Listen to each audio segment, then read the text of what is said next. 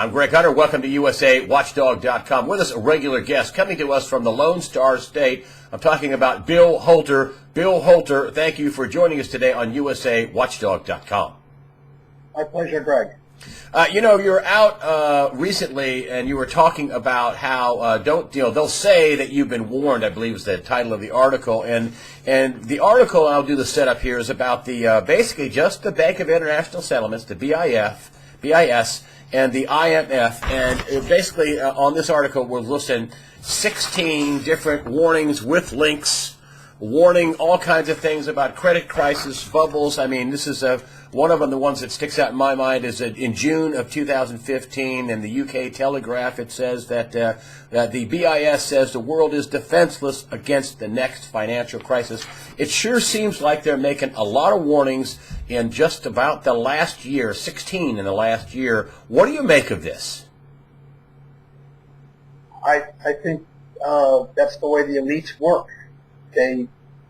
Before they pull the rug out, they warn you. And I think this is a warning. These are 16 warnings that have not been heeded. You've never seen any type of market movement after any of these announcements. And there are some very serious announcements by the BIS and IMF. Well, the one that sticks out with me is, and why would they put this out? They put out the fact that that the world's defenseless in the next, calamity, the next market meltdown. I don't know what their exact words. The world is defenseless against the next financial crisis. Same difference. Right. Why would they put that out? I mean, and then nobody's big yawn to all this. Right. Why do people just not take this seriously? I mean, these are two big global entities: the Bank of International Settlements and the International Monetary Fund, BIS, IMF. I think they're trying to get out in front of this because they are telling the truth. The world is defenseless. The central banks, the sovereign treasuries, they've fired all the bullets already. And they realize when this next collapse comes, there's nothing that can be done. So they're getting out in front of it. So what does it look like then if there's nothing that can be done? Are we just going to have a carnival of default and violence and people in the streets? And what does it look like if there's nothing that can be done? That's what will happen. I mean, look to Venezuela. That's pretty much what's going to happen around the world. You're going to see distribution break down. One of the announcements I think that was very timely, very true, was I think it was the IMF said something about beware a liquidity crunch. And I think that was back in March or April of this year. And sure enough, the end of April, early part of May, the world did go through a tightening of liquidity. And that was evidenced by, just for example, the German Bund went from 0.04%, not 0.4, 0.04 to 1% in 3 weeks. That's a 20-fold rise in interest rates in 3 weeks' time. That was a bond crash. And they've pulled back. They're in the neighborhood of, I guess, 60 to 70 basis points now. But that came about because hedge funds, pension plans, big holders of bonds couldn't find bids for the bonds. And they blew through bids and pushed the rate up to 1%. And you saw that with a lot of the other sovereigns. You saw that with Italian bonds, Spanish bonds, Portuguese bonds. So it was not just the Germans. It was we ran into an air pocket of illiquidity. Why do people think that that the powers that be, the Fed, the ECB, the IMF doesn't really print money. They print SDRs. Why do they think that they can just create money in bonds into infinity and everything's going to be okay? I mean, that's what people. I had Michael Pinto on, and he says the biggest bubble is is the belief in central banks, exactly, which I thought was brilliant. And so, but why do people have that? They just feel like they're just playing on the railroad tracks, and everybody can see the big train coming a few miles down the track, getting closer every day. Everybody's just playing on the track, sticking quarters on the track to flatten them out, and they just feel like the train's never going to get here, but it is going to get here, is it not? Well, to answer your question, people have the belief in central banks because to this point it has worked. So they extrapolate and believe it will always work. What they're not factoring in is many sovereign governments have reached debt saturation. In other words, many sovereign governments have gotten to the point of Greece or Puerto Rico. They can't take more debt on. The reason the problem in Europe is because the individual countries can't print. The U.S. can print. Now the question is, will foreigners accept what we print forever? And the answer is no. If they do start printing money like crazy, isn't that going to be a big bell ring? This isn't going to be like the transition between QE1 and QE2, where QE2 and twist and 3, and I mean everybody just thought that was their nirvana. I mean, isn't this next one going to be some sort of an epiphany that OMG, this is not going to work, and they're killing the money? Is that why they can't print money? Because some people just say, well, why can't they print money? Give us your take on that.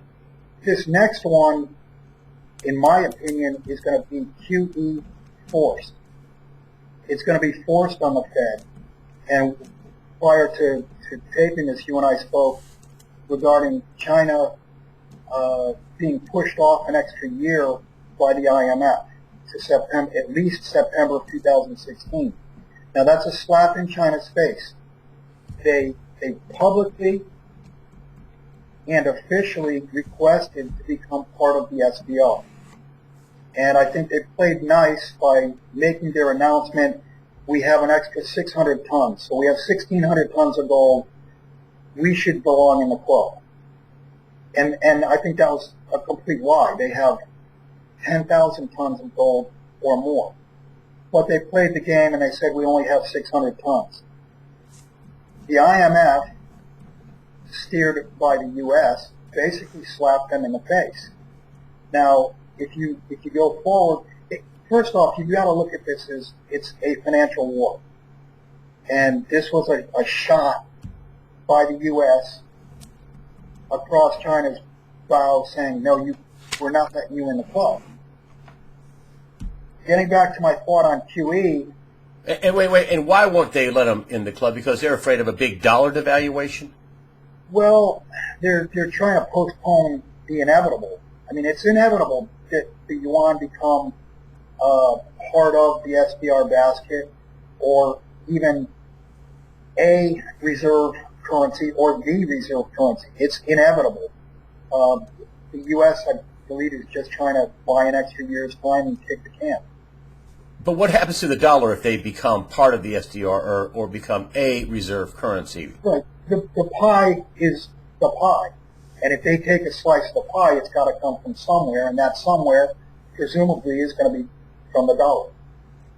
So we would have a big devaluation. The minute China steps into the special drawing rights, U.S. dollar, boom, tanks. Well, I don't know if it would be immediate, but yeah, you begin to see weakness pretty quickly. And what can China do? I mean, China is not. You were telling me in the pre-interview that China is not just going to go sit in the corner and play with their iPhone. I mean, well, what are their moves?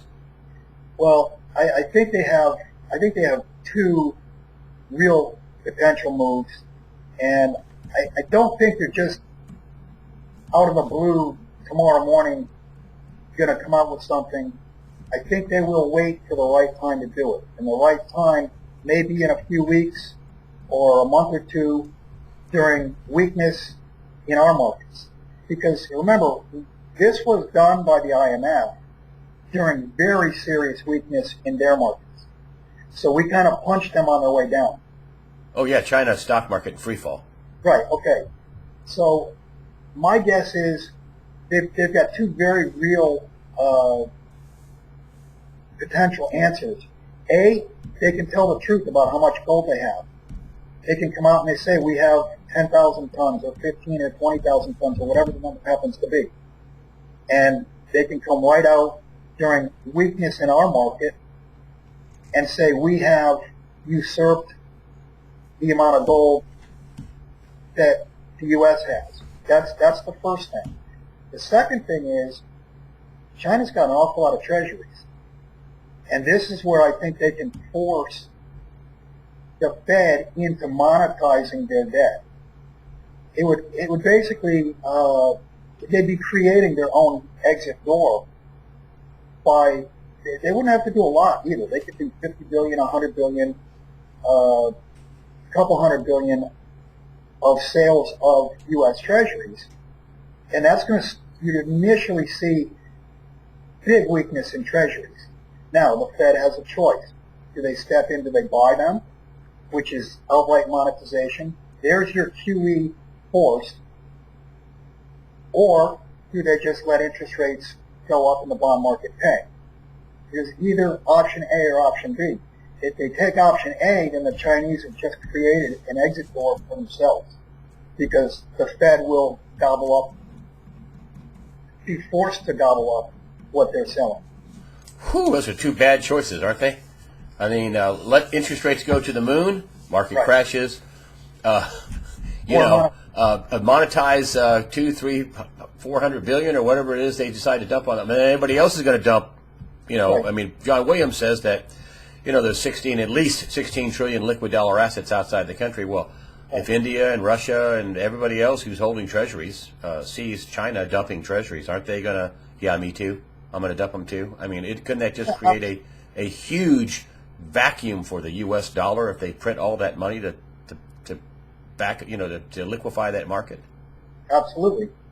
And on another front, you have what's going on in Ukraine, you have what's going on in Syria, and Russia is going to stand up directly against NATO / the U.S. So, now there's another front. And that's a physical war as opposed to a financial war, a monetary war. This China thing, this forced QE, you think they're going to end up playing their bond card and say, oh, and by the way, we've got 10,000 tons of gold? Yeah, I do. It's logical. It's something I think anyone would do if they were in the position to do it. And why would they do this? So they would force the U.S. dollar down and the yuan up, and then they'd by default become a reserve currency, or they would be immediately put into the SDR to stabilize things? Not necessarily immediately be put into the SDR. It's a way for them to retaliate and put pressure on what we've done. I mean, we just basically slapped them publicly. And you have to understand the mindset of the Chinese. They're a very proud people. And you cannot embarrass them publicly. And this was an embarrassment. So it got personal. Well, I think it is personal now. And there's a lot of people that think there's going to be, I'm one of them, I think this fall is going to be shaky. And plenty of other people, many of my guests have come on and said this is going to be a real pivotal time this fall. Are you in that camp, or are you like, I've talked to Novi Prince, she says, I think it'll go on until 2016 or whatever, whatever. Other people think everybody says one thing, it's going to crash. Some people say it's going to take a few years. Some people it's going to take in a few months. It could happen any time. Where do you land in that crash scenario? I believe it could be any time for any reason, and I don't think we make it past the fall. There's just too much stress, too many leaks to contain. I believe we crash this year, probably before October 31st. And do you think that the Chinese are going to be put into the SDR That they're going to force their way into the SDR, or they're going to just make a statement that we're going to punish you for basically embarrassing us in front of the world? They may try to push their way into the SDR. I'm not really sure that it's necessary for China to do that, because they've already set up the BRICS Bank, the AIIB Bank. They've got swaps all over the world. They can exist by using their own currency and not being part of the SDR. So I don't think it's critical that they force their way in. I think they would like to be part of the SDR, and they'd like to do it politely, but I don't think that they'll force their way in. And if you would just, why wouldn't why wouldn't this get put off for a while? I mean, that's been the name of their game, and apparently, according to these warnings, they're either they don't want to put it off or they can't put it off. Which is it? The IMF? The crash. That they don't want to put off the crash, or they can't put off the crash. The BIS and IMF and the world powers. They can't. They can't. You're saying that it's just physically impossible to put it off. Right. The system has gotten too big. The system has gotten bigger than the creators of the system, if you will. It's bigger than the sovereign governments collectively. It's bigger than the central banks collectively. There's too much debt. Too many sovereign governments have bumped up against debt saturation. I mean, the U.S., we're over 100% debt to GDP. We're way over 100% debt to GDP if you include all debt, if you include all the off-book guarantees, Social Security, Medicare, Medicaid, and all the other promises. We've blown up as far as the debt to GDP ratios. So I don't think there's the ability to prevent a crash does no longer exist. The ability to prevent a crash no longer exists. That's a good one. Right. And tell me about you. You are a gold broker. I mean, you secure gold for people, and you have done it internationally. How close are we to us getting down to where the vaults are empty? There's no more deliverable gold. Some people think it could be as early as this fall that we'll be left with whatever's in the ground and whatever they can mine and smelt and melt and put into a bar. You'll have to wait for it to be dug up and processed. That all the above ground supplies are going to be gone. When does that happen? It's hard to say, but there's definite tightness. Just recently you had James Turk on talking about backwardation. Backwardation cannot ever exist unless one of two things is in place. A, very short supply, or B, the lack of trust. If the traders don't believe that they're going to get their gold in a month or 2 or 3 months via a contract, they'd rather have it in hand. In other words, it's like the bird in the hand, two in the bush syndrome. They'd rather have the gold now, today, because they know they have it and they don't trust the contract at a later date. So there's definitely tightness and backwardation in the gold market. We know there's tightness in the silver market. Almost all silver products went 2, 3, 4 week back order. In other words, you could order silver and we could lock a price in for you via contracts, but we didn't actually have the silver and it was back ordered. We had to wait to get the silver to ship it. So there is tightness in silver also. And also this month in COMEX, I didn't check last night, but I think it was 2 nights ago, there were 28 tons of gold standing on the COMEX, and COMEX had registered stockpile of, I think it was 11.7 tons. So it's 2.5 to 1. There were 2.5 ounces standing for every 1 ounce of gold that was available to deliver. Now, I'm sure we'll see this bleed down. It's bled down for the last year and a half. We've had these situations where all of a sudden accounts that are 100% funded and standing for gold miraculously go away. And that makes zero sense. If your account is funded, for what possible reason would you go away? And in my mind, there's only one possible reason, and that's if you're given a subsidy or given a premium to go away and not demand your gold. At some point, though, aren't some people just going to say, I want my gold? No. I don't want anything else. I don't want any paper. I don't want 25 or 50% more over spot. No. I want the metal. Bring it out here to me. Isn't that what we're getting to at some point? Yeah, absolutely. That's what's going to happen. And if you look at 11.7 tons of gold, it's not even a ham sandwich in today's world. That's less than $400 million. I mean, there are wealthy individuals that can clean that up. And what will happen is once this finally snaps, and I think COMEX overall is 124 to 1. In other words, there's 124 paper ounces for every 1 ounce that they have in both eligible and registered category. But once this snaps, gold is going to go into hiding. And you'll even have the big companies, Newmont, Anglo, Barrick. I believe some of these big companies, once the pricing structure snaps, will only sell the amount of gold that they need to keep the doors open and to keep the mine running. And they'll end up stockpiling and withholding production. And they're going to wait. They're going to play the market with their inventory, with their mining, basically. Why? Yeah. Why they're would going to say we're going to wait for a fair price.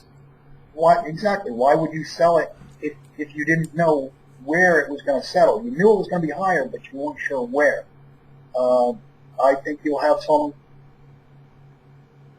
of the big producers withholding the production that they don't require to perform the functions of, the corporate functions, the mining functions.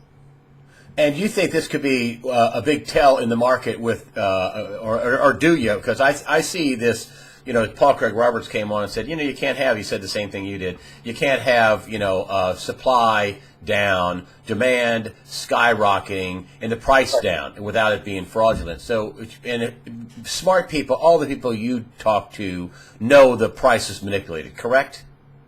It's obvious. Okay, so then they still want their gold. I mean, they're still wanting delivery. I mean, you're delivering gold to people. What does that tell you about the market? They know it's manipulated. They know it's rigged, but they still want to get their gold. Even if the price goes down, we don't care. Is that the prevailing attitude of customers you see? Absolutely. If you're buying below the cost of production, it's like buying a house for less than that house can be built with the lot. In other words, you can buy a house for less than what it costs to construct the house. At some point in time, you're going to make money. And the reason being, no more houses are going to be built. Who's going to build a house and sell it at a loss? And that's the same thing in any industry, including the gold industry. Supply is going to constrict because mines are either going to be forced to shut down or make the decision to shut down and withhold production, because you can only sell and do business for so long. If you produce something for $10 and sell it for $9, you're going to run out of money. You're going to go out of business. So all your production is going to go away, and that's what's happening.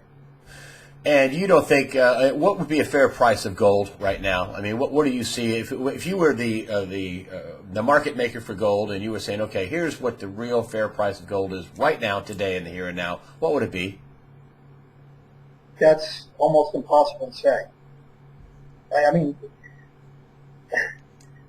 there are so many different ways to price it. You could look at it. If China had 10,000 tons of gold, which I believe they do, and you calculated against their money supply, you'd have a $64,000 figure. Just for China? Right, and then you could do it on our M1, or you could do it on our M3, or you could do it on our debt, or just our foreign debt. And that's assuming that the U.S. has 8,400 tons or 8,300 and I think it's 8.2. It's just 8,000 tons. yeah, 8,000 whatever. That's assuming that we have 8,000 tons. I assume we don't. But if we did have 8,000 tons, the price would be tens of thousands of dollars per ounce. Oh, right. You'd be well over $50,000 an ounce. And you think this fall you're not feeling? What are you doing to protect yourself? Some people ask me that. Says what? Please ask your guests. What are they doing to protect themselves? If they know a crash is coming, if it's inevitable, what are they doing to protect themselves? What are you doing? Well, try to become as self-sufficient as you can. Imagine yourself with everything shut down, services shut down. Where are you going to get your water from? Do you have food? I mean, you need those necessities first. You also need a way to protect those provisions. And with anything over and above, you do need some silver to use as barter. To get your wealth from here, from this system, to whatever the next system is going to be after a reset, you do that via gold. You can't really do it with silver because you're talking about too much weight. And you're talking about a Mad Max scenario here. I mean, where food, water, and shotgun shells are going to be the preeminent things to trade and to have. Right. I believe that's mathematically coming. Now, whether it lasts for a week or 2 weeks or a couple months or, God forbid, longer, 6 months or a year, I don't know. But I do know that mathematically, the system, the way it's set up now, cannot continue, and part of what is going to shut down is the banking/credit system. And when the credit system shuts down, now you're talking about distribution shutting down. And when distribution shuts down, Walmart shelves, not only won't your credit card or debit card work, but the shelves don't get filled because truckers are not going to, goods can't go from raw material be produced because there's 5, 6, 7, 8 different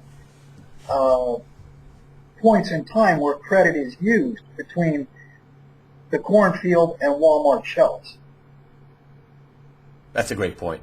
Well, they won't get restocked. They don't have little elves in the back room that are making iPhones or whatever. Yeah. And God forbid when the iPhones go down. I mean, what are kids today going to do?